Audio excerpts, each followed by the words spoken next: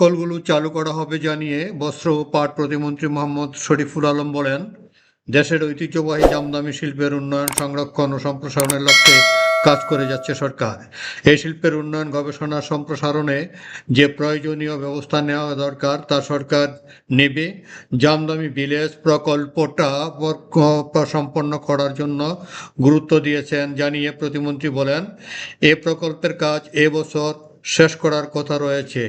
আমরা এটার মেয়াদ বৃদ্ধির জন্য কাজ করছি। প্রতিমন্ত্রী বলেন, মসলিন বাংলাদেশের একটি প্রাচীন ঐতিহ্য। আমরা এই ঐতিহ্যকে গবেষণা করার জন্য সুদূর ইংল্যান্ড পর্যন্ত গিয়েছি। আমরা সেখান থেকে এই ঐতিহ্য নিয়ে এসেছি। পাশাপাশি বাংলাদেশের বিভিন্ন অঞ্চলে আমরা খুঁজে আমাদের এক্সপোর্টার যারা আছেন উনারা ইতিমধ্যে একটা নমুনা সংগ্রহ করে ডিএনএ টেস্ট করে এটার প্রকৃত যে অবস্থান সেটা নির্ণয় করে এটাকে সংরক্ষণের জন্য সরকারের পক্ষ থেকে ইতিমধ্যে যে ব্যবস্থা নেওয়া হয়েছে। মঙ্গলবার সকালে নারায়ণগঞ্জের রূপগঞ্জ উপজেলার তারাবো এলাকায় জামদানি ভিলেজ প্রকল্প এলাকা পরিদর্শনকালে প্রতিমন্ত্রী মোহাম্মদ শরীফুল আলম এসব কথা বলেন।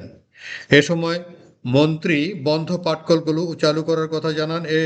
এ সময় প্রকল্প সংশ্লিষ্ট কর্মকর্তাদের সঙ্গে মতবিনিময় এবং স্থানীয় তাঁতিদের সঙ্গে কথা বলেছেন। পরিদর্শনকালে নারায়ণগঞ্জ জেলা প্রশাসক মোহাম্মদ রায়হান কবির, নারায়ণগঞ্জ জেলা পুলিশ সুপার মোহাম্মদ মিজানুর রহমান মুন্সি, রূপগঞ্জ উপজেলা নির্বাহী কর্মকর্তা মোহাম্মদ সাইফুল ইসলাম। নির্বাচনের পূর্বেই আমরা বলেছি সেটা চালু করার জন্য প্রক্রিয়া ইতিমধ্যে শুরু হয়েছে। বিগত সময়ে অনেকগুলো পাটকল আমাদের বিজিএমসির আন্ডারে যে পাটকলগুলো আছে সেগুলো আমরা প্রায় 25টা পাটকল, এর মধ্যে 14টা পাটকল আমরা তিন প্রকল্পের মাধ্যমে, লিজ প্রক্রিয়ার মাধ্যমে আমরা এগুলো চালু করার প্রক্রিয়া শুরু করেছি। অনেকগুলো ফ্যাক্টরি মধ্যে চালু হয়েছে, অনেকগুলো প্রক্রিয়াধীন আছে। আমরা এগুলা যারা জুট ব্যবসা করতে চায়, দেশি বিদেশি বিভিন্ন